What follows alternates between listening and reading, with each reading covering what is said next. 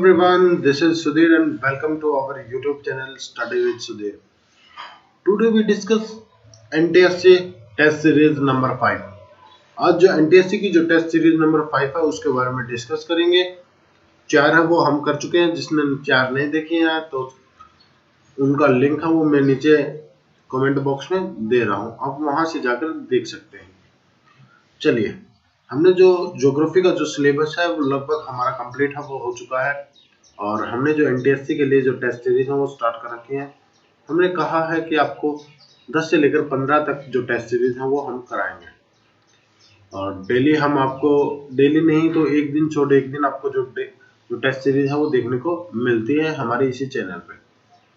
चलिए डिस्कस करते हैं अब हम जो टेस्ट सीरीज नंबर 5 है। टेस्ट सीरीज नंबर जो 5 है इसके बारे में डिस्कस करेंगे आप लोगों के साथ, और 4 है वो हम कर चुके हैं। चलिए देखते हैं। पहला क्वेश्चन ये रहा आपकी स्क्रीन के ऊपर। The monsoon provide the best example for, कि जो मॉनसून है वो एक बेस्ट एग्जाम्पल है कौन से का, कौन सी विंड का एक बेस्ट एग्जाम्पल है, ये आपको बतानी है। 4 ऑप्शन आपके सामने है, तो 3 सेकंड मिलती थी आपको। आशा करता हूं कि आपको अच्छे से आपने पढ़ा होगा तो आप आसानी से कर सकते हैं। तो इसका जो option C is correct answer, the seasonal wind. The seasonal wind ही क्या होती है, मानसून, जो मानसून है वो एक निश्चित ही टाइम पीरियड पे आता है, तो इसलिए इसको क्या बोलते हैं, सीजनल विंड है वो बोला जाता है। चलिए नेक्स्ट क्वेश्चन आता है हमारा। The convectional symbol is the symbol used in weather report for thunderstorm. जो थंडर जो स्टॉर्म है उसकी रिपोर्ट के लिए कौन सा जो सिंबल है उसका इस्तेमाल किया जाता है। जैसे आपको 3 सेकंड मिलती थी और आप बता सकते हैं कि इसका आंसर क्या होगा। Option B is correct. R जो सिंबल है वो जो इस्तेमाल किया जाता है वो किया जाता है थंडर स्टॉर्म के लिए। जो थंडर जो स्टॉर्म है उसके लिए इस्तेमाल किया जाता है आर शब्द का। चलिए अब बात करते हैं the largest producer of sulphur in the world.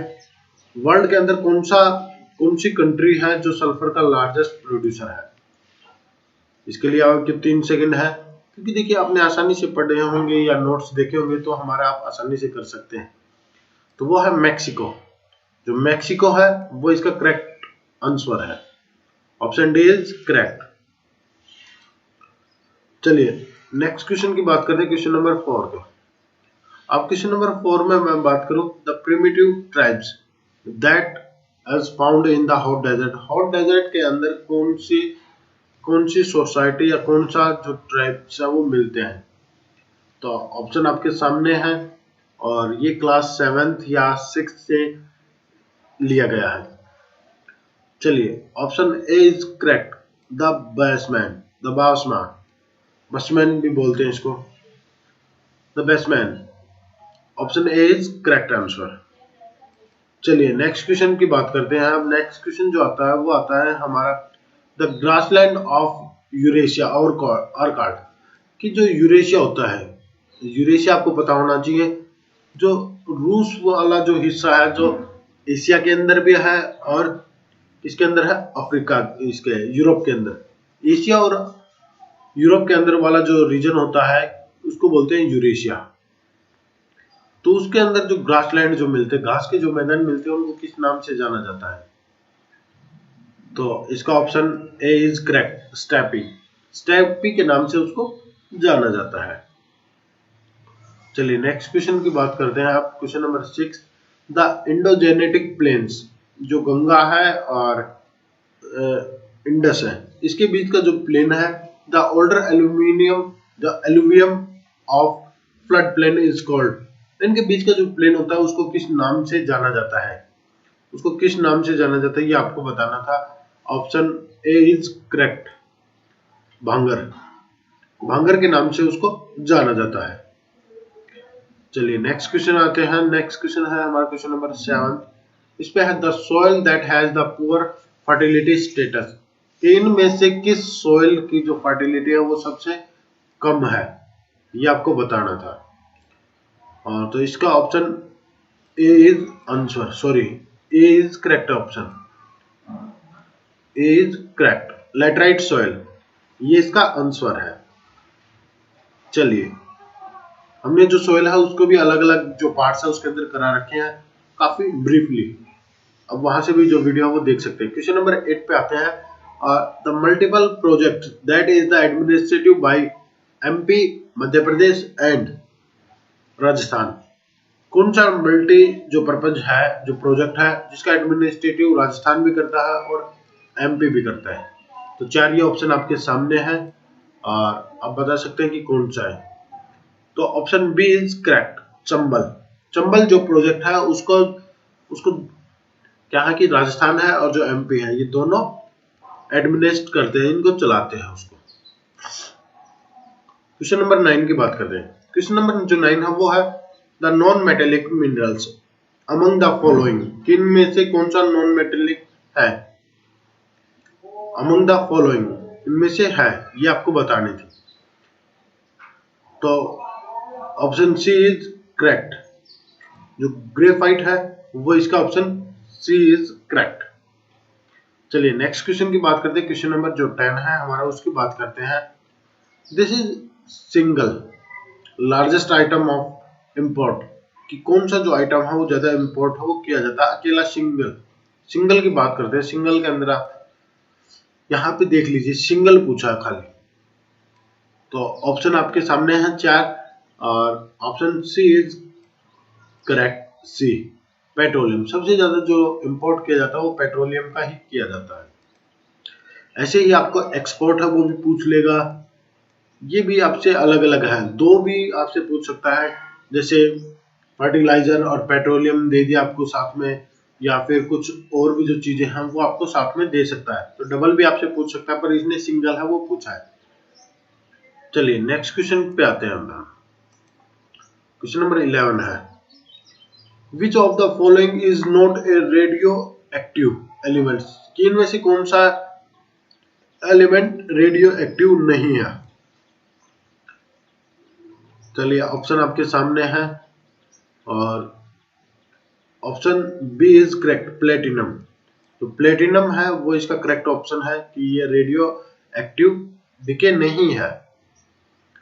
चलिए नेक्स्ट क्वेश्चन पे आते हैं। आप question number 12, which of the following gas is responsible of global warming. कि जो ग्लोबल जो वार्मिंग है उसके लिए कौन सी गैस इनमें से रिस्पॉन्सिबल है, इनमें से पूछिए। तो आपको पता है ये सिंपल सा आंसर था इसका, option C is correct, carbon dioxide. क्योंकि ये अब लगातार इंक्रीज होती जा रही है। इंक्रीज होने की वजह से क्या है कि जो ग्लोबल जो वार्मिंग है वो भी बढ़ रही है। चलिए फिर बात करते हैं क्वेश्चन नंबर 13 की। जो क्वेश्चन नंबर जो 13 आपसे पूछ रहा है वो पूछ रहा है अकॉर्डिंग टू सेंसस 2011 के अकॉर्डिंग द नंबर ऑफ पर थाउजेंड, द नंबर ऑफ पर थाउजेंड मेल पे कितने फीमेल हैं। आपको ये बताना है कि 1000 पुरुषों पर कितनी जो महिलाएं हैं उनकी संख्या है। तो ये जो संख्या थी वो थी 943, 943 इनकी संख्या है कि 1000 पुरुषों पर कितनी महिलाएं हैं, 943। Option C is correct option. चलिए अब बात करते हैं क्वेश्चन नंबर 14 के। क्वेश्चन नंबर जो 14 है वो है, क्या पूछ रखा है हमसे, Tata iron and steel company TISCO is located. कि जो टिस्को जो कंपनी है वो कहाँ पे लोकेटेड है, ये आपको बताना था कि जो टिस्को है वो कहाँ पे लोकेटेड है। तो इसका जो ऑप्शन है वो है बी, जमशेदपुर। जो जमशेदपुर है उसके अंदर ये लोकेटेड है।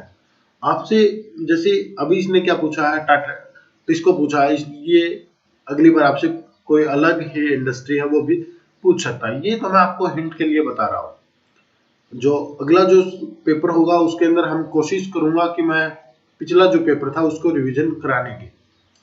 चलिए अब बात करते हैं क्वेश्चन नंबर 15 की, जो लास्ट है इस टेस्ट सीरीज का। Which of the following river is not a tributary of Ganga. कि इनमें से कौन सी जो रिवर है वो गंगा की ट्रिब्यूटरी नहीं है। आपको देखिए पता होगा, और गंगा का भी हमने जो रिवर सिस्टम है वो हमने कराया है। द गंगा रिवर सिस्टम से आप सर्च कर सकते हैं या फिर हमारे चैनल पे जाके देख लीजिए। तो देखिए यमुना है, घाघरा भी है, गंडक भी है। सतलुज किसकी है? सतलुज है इंडस की। तो बी इज करेक्ट ऑप्शन। जो गंगा है, जो गंगा की ट्रिब्यूटरी है वो सतलुज नहीं है, बाकी और सभी की सभी हैं। बस आज की वीडियो इतनी ही थी, और वीडियो आपको अच्छी लगी तो लाइक करें, शेयर करें और चैनल को सब्सक्राइब जरूर करें। और ऐसी जो टेस्ट सीरीज है वो हम आपके सामने लेके आते रहेंगे। आपको कुछ डाउट है या कुछ प्रॉब्लम लग रही है तो आप मुझे कमेंट करें या पर्सनली मेरे व्हाट्सएप पे आप मैसेज कर सकते हैं। ये बस आपको बताना था कि ऐसे जो क्वेश्चन है वो आपके आएंगे। अब जो पिछली जो टेस्ट सीरीज है, जो मैं कहूँ कि एक मिनट आपको, कि जो पिछले जो पेपर हैं उनको भी हम डिस्कस करेंगे। ज्योग्राफी के और पूरी एसएसटी के भी मैं कोशिश करूंगा कि पूरी एसएसटी के ही आपके सामने लेके आऊं। अब बस आप पहली बार हमें देख रहे हैं तो चैनल को सब्सक्राइब जरूर कीजिए। Thank you.